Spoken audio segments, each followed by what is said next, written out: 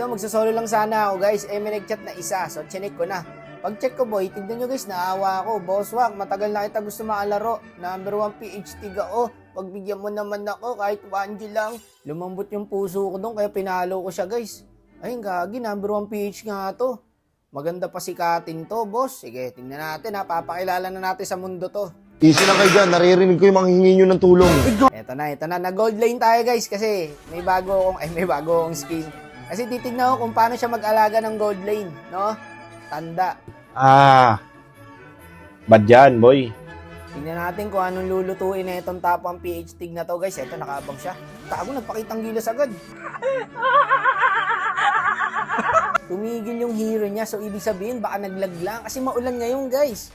Alam nyo yan. Kahit ako, naglalaglag ako minsan eh. Nawawala yung connection ko eh. Pero dito, bumawi naman siya kasi na first blood niya yung Leslie. Okay lang yung idol. Una pa lang naman to. Huwag kang mawala ng pag-asa. Dito ko na napansin na malupit talaga siya mag-roam, guys. Kasi hindi niya kinuha yung kill. Kita nyo? Alam niya yung ginagawa niya as a roam user.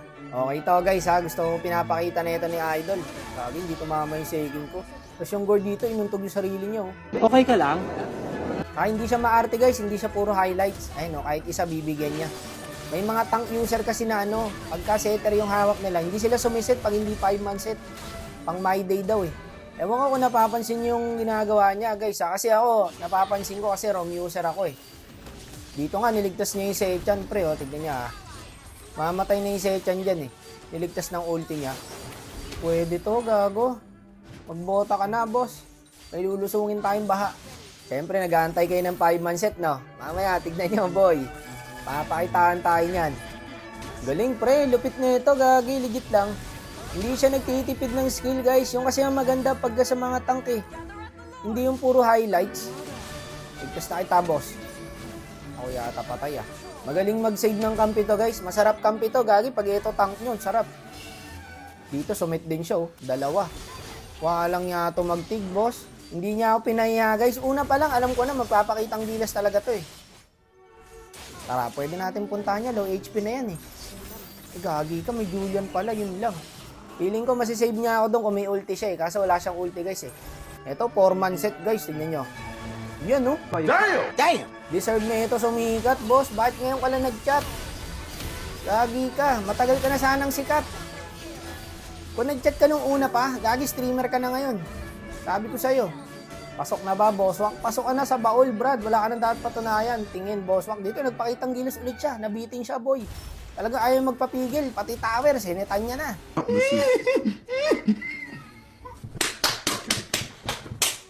Loko talaga kasi maulan ngayon, guys. Gagi, nagbabad connection talaga.